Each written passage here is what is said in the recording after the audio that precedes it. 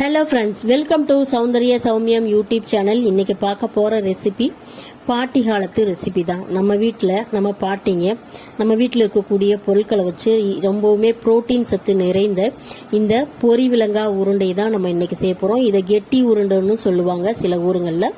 இந்த பொருள் விலங்கா உருண்டை ரொம்பவே டேஸ்டியானது, ரொம்ப நாளைக்கு வச்சு சாப்பிடக்கூடியது. வீட்டில் இருக்கக்கூடிய சிம்பிளான பொருட்களில் ஈஸியான மெத்தடில் இந்த ஈவினிங் ஸ்நாக்ஸ் ரெசிபி எப்படி செய்யறதுன்னு சொல்லி நம்ம வீடியோக்குள்ளே போகலாம். வீடியோக்குள்ளே போகிறதுக்கு முன்னாடி நம்ம சேனலை ஃபர்ஸ்ட் டைமாக பார்க்குறவங்களா இருந்தீங்கன்னா நம்ம சேனலுக்கு சப்ஸ்கிரைப் பண்ணுங்க. வீடியோ பிடிச்சிருந்தா லைக் பண்ணுங்க. கண்டிப்பாக வீடியோ பிடிச்சிருக்கும்.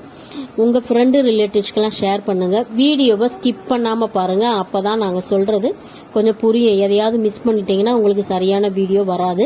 அதனால வீடியோவை ஸ்கிப் பண்ணாமல் பாருங்க. பெல் ஐக்கானை கிளிக் பண்ணி வச்சுக்கோங்க. அப்போ தான் நாங்கள் போடுற வீடியோ உங்களுக்கு நோட்டிஃபிகேஷனாக முன்னாடியே வரும். வாங்க வீடியோக்குள்ளே போகலாம். இந்த பொருள் விலங்கா உருண்டை ரொம்பவுமே சிம்பிளான மெத்தடில் எப்படி செய்யலாம் அப்படின்றத நம்ம வீடியோக்குள்ளே போய் பார்க்கலாம். இப்போ அடுப்பை ஆன் பண்ணிக்கிட்டு ஒரு கடாயை வச்சுக்கலாம். இல்லை கனமான பாத்திரம், எந்த பாத்திரமா இருந்தாலும் வச்சுக்கோங்க. அதில் இப்போ நம்ம வேர்க்கடலையே நம்ம வறுத்துக்கலாம். இது வறுத்த வேர்க்கடலையா இருந்தாலும் லேசா சூடுபடுத்திட்டு அந்த தொலியை நம்ம எடுத்துடணும். தோலோட போடக்கூடாது. அதனால லேசா சூடுபடுத்திட்டு அடுத்து எந்தெந்த பொருட்களை வறுக்கலாம் அப்படின்றத பார்த்துக்கலாம். இந்த பொரி விலங்கா உருண்டையில ரொம்பவுமே புரோட்டீன் சத்து நிறைந்தது. எல்லா பொருட்களுமே உடம்புக்கு ரொம்ப சக்தி தரக்கூடிய பொருட்கள் தான் நம்ம சேர்த்திருக்கோம். அடுத்து நம்ம வேர்க்கடலையை உரிக்க போடலாம். அதனால அடுத்துக்கடுத்து இப்ப நம்ம சாதம் வைக்கக்கூடிய புழுங்கல் அரிசி தான். நம்ம தினமுமே வச்சு சாப்பாடு வச்சு சாப்பிடக்கூடிய அந்த புழுங்கல் அரிசி தான் நான் 1 டம்ளர் அளவுக்கு எடுத்திருக்கேன். நீங்க எதுல வேணா நீங்க மெஷர்மெண்ட் பண்ணிக்கலாம். அதுக்கேற்ற மாதிரி தான் வெல்லம் சேர்க்கணும். அதனால அந்த போடுற கப்பை ஞாபகம் வச்சுக்கோங்க. இப்ப நான் 1 டம்ளர் அரிசி போட்டு இந்த மாதிரி சிம்மில் வச்சுட்டு நான் வறுக்கிறேன். இந்த அரிசி நல்லா பொரியணும். பொரிஞ்சு வந்த பின்னாடி தான் நம்ம இதை அரைக்கிறதுக்கு எடுத்து வச்சுக்கணும். இப்ப நல்லா அரிசி நல்லா பொரிஞ்சு வந்துருச்சு. மிதமான தீயில நீங்க வறுத்தாதான் இந்த மாதிரி பொரிஞ்சு வரும். இல்லைன்னா அரிசி கீழே இருக்கிறதெல்லாம் கரிஞ்சு போயிரும், மேல இருக்கிறது பொரியாம அப்படியே இருக்கும். அதனால மிதமான தீயில வச்சு பொரிங்க. இந்த மாதிரி தட்டுல போட்டு ஆற வச்சுட்டு நம்ம அரைக்கிறதுக்கு வச்சுக்கலாம். இந்த 2 பொருட்கள் மட்டும்தான் அரைக்கணும். அதுக்கடுத்த பொருள் என்னன்னு பாத்தீங்கன்னா, இப்ப நம்ம வேர்க்கடலையே நல்லா தோலை உரிச்சிட்டு ரெடி பண்ணி வச்சுக்கிட்டோம். உங்க தேவைப்பட்டா இன்னும் கொஞ்சம் கூட வேர்க்கடலை போட்டுக்கலாம்.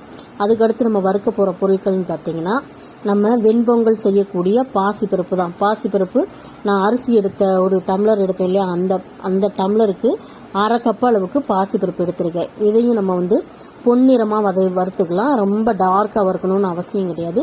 இது நம்ம அரைக்க போறதுனால நல்லா பொன்னிறமா வறுத்தா போதும். இப்போ ஓரளவுக்கு நல்லா வறுத்துருச்சு. இதையும் நம்ம ஒரு தட்டுல கொட்டி ஆற வச்சுட்டு அரைச்சிக்கிட்டு வந்துடலாம்.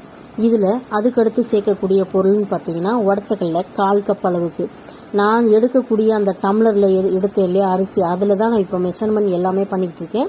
அதனால எந்த கப்புல நீங்க அளக்குறீங்களோ அதை எடுத்து கரெக்டா வச்சுக்கோங்க. இப்ப அந்த உடச்சக்கல்லையும் வறுத்து ஒரு தாம்பாளத்துல கொட்டியாச்சு. இதுக்கு நம்ம இனிப்பு சுவைக்கு நான் 1 கப்பு அரிசிக்கு 1 கப்பு வெல்லமே போட்டிருக்கேன். இன்னும் கொஞ்சம் உங்களுக்கு ஸ்வீட்னஸ் வேணும்னா 1/4 கப்பு கூட நீங்க போட்டுக்கலாம். உங்க ஸ்வீட்னஸ்க்கு தகுந்த மாதிரி, உங்க இனிப்புக்கு தகுந்த மாதிரி நீங்க இந்த வெல்லத்தை கூட்டி குறைச்சு போட்டுக்கலாம். இப்ப இந்த வெல்லத்தை நம்ம கம்பி பதம் வர்ற அளவுக்கு நம்ம காய்ச்சணும். இப்ப அதுக்கு முன்னாடி இந்த நல்ல வெல்லம் கரைஞ்ச பின்னாடி ஃபில்டர் பண்ணி எடுத்துக்கிட்டு அதுக்கப்புறமா நம்ம கம்பி பதம் வர்ற வரைக்கும் நல்லா கொதிக்க விட்டுக்கலாம். இந்த வெல்லத்துல எப்படி நம்ம குவாலிட்டியா வாங்கினாலும் மண்ணு கல்லு இருக்கும். அதனால ஃபில்டர் பண்ணி நீங்க யூஸ் பண்றது ரொம்பவே நல்லது. இதுல பாத்தீங்கன்னா தெரியும் எவ்வளவோ மணல் இருக்கும். அதனால ஃபில்டர் பண்ணி எடுத்துக்கோங்க. இப்ப ஃபில்டர் பண்ணி கரைஞ்சிருச்சு வெல்லம். இந்த மாதிரி ஃபில்டர் பண்ணிட்டேன். எவ்வளவு கல்லு மண்ணெல்லாம் இருக்கு பாருங்க. அதனாலதான் ஃபில்டர் பண்ணி எடுத்துக்கிறது ரொம்ப நல்லது. அதனால இப்ப அப்படியே நம்ம அந்த அடுப்புலயே வச்சுட்டு இப்ப இதை நம்ம கம்பி பதம் வர்ற வரைக்கும் எடுத்துக்கலாம். நல்லா கொதிச்சுக்கிட்டே மிதமான சூட்டுல கொதிக்க வச்சுக்கிட்டே இருந்தீங்கன்னா கம்பி பதம் வரும். கம்பி பதம் எப்படி பாக்குறது அப்படின்னு சொல்லி பாத்தீங்கன்னா, இது நல்லா காய்ச்சிக்கிட்டே இருக்கும்போது நல்லா திக்கா வரும். அதுக்கு முன்னாடி நம்ம மிக்சி ஜார்ல போட்டு அரைக்க வேண்டிய பொருட்கள் எல்லாம் அரைச்சிக்கிட்டு வந்துடலாம். அதுக்கு நடுவுல இப்போ இது கம்பி பதம் வந்துருச்சான்னு செக் பண்ணலாம்.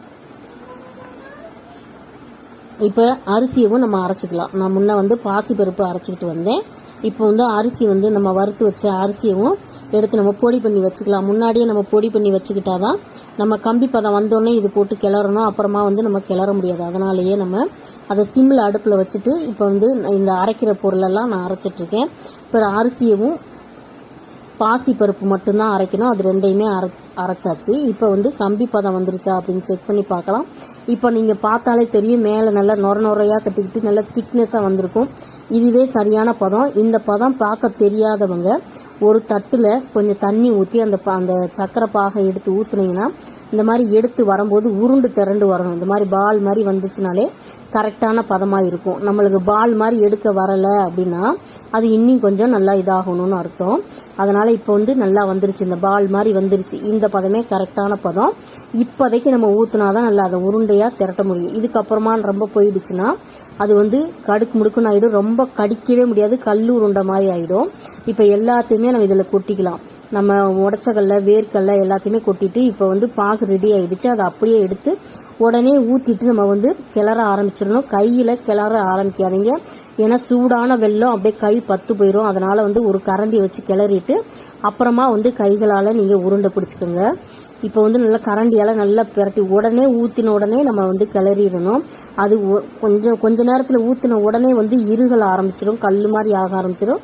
அதனால உடனே நல்லா கிண்டிட்டு அப்புறமா ஆறின உடனே நல்லா நம்ம கையில் பிடிச்சிக்கலாம். இப்போ அந்த பாத்திரத்துலேயும் கொஞ்சம் இருந்ததுனால அதுலேயும் போட்டு தோசைக்கல்லை வச்சு நல்லா கிளறிக்கிட்டு இருக்கேன். இப்போவே கொஞ்சம் டைட் ஆயிடுச்சு பாருங்கள். இப்போ வந்து நம்ம நேரடியாக போய் சீக்கிரமாக உருண்டை பிரட்டிடலாம். இந்த கம்பி பதத்துக்கு மேலே ரொம்ப அந்த பதம் வந்து முருகிடுச்சுன்னா நம்ம கடிக்க முடியாத அளவுக்கு ஆகிடும். அதனால் அதை மட்டும் கொஞ்சம் செக் பண்ணி பார்த்துக்குங்க. இப்போ நான் வந்து கொஞ்சம் சின்ன உருண்டையாக உருட்டி இந்த மாதிரி அரிசி மாவில் பிரட்டி எடுத்தோம்னா சூப்பரான பொருள் விலங்கா உருண்டை ரெடி ஆகிடுச்சு. இது வந்து எல்லோருக்குமே பிடிக்கும். இது சாப்பிட்றதுக்கும் ரொம்ப டேஸ்டியாக இருக்கும். ஈஸியான பொருள், நம்ம ஈஸியாக வீட்டில் இருக்கக்கூடிய செலவே இல்லாத செய்யக்கூடிய இந்த பொருள் விலங்கா உருண்டையை உங்கள் வீட்லேயே உங்கள் குழந்தைங்க பெரியவங்க எல்லாருக்கும் செஞ்சு கொடுத்து பாருங்கள். எப்படி இருந்துச்சுன்னு சொல்லி, டேஸ்ட் எப்படி இருந்துச்சுன்னு சொல்லி கண்டிப்பாக சொல்லுங்கள். இது எல்லோருமே சாப்பிட்ருப்போம். 90s 80s கிட்ஸுக்கு எல்லாருமே வந்து சாப்பிட்ருப்போம். இது எல்லாருக்குமே ரொம்ப பிடித்தமான இந்த பொருள் விலங்கா உருண்டையை உங்கள் வீட்டிலேயே செஞ்சு பார்த்துட்டு எப்படி இருந்துச்சுன்னு சொல்லி கண்டிப்பாக கமெண்ட் பண்ணி சொல்லுங்கள். வீடியோ பிடிச்சிருந்தால் லைக் பண்ணுங்கள், கண்டிப்பாக பிடிச்சிருக்கும். நம்ம சேனலுக்கு சப்ஸ்கிரைப் பண்ணுங்கள், லைக் பண்ணுங்கள், ஷேர் பண்ணுங்கள். வீடியோவை ஸ்கிப் பண்ணாமல் லாஸ்ட் வரைக்கும் பாருங்கள். அப்போ தான் நாங்கள் சொல்கிறது உங்களுக்கு புரியும். நோட்டிஃபிகேஷனை கிளிக் பண்ணி வச்சுக்கோங்க. அப்போ தான் நாங்கள் முன்னாடியே எங்களோட வீடியோ உங்களுக்கு முன்னாடியே வரும். பாய், அடுத்த வீடியோவில் பார்க்கலாம்.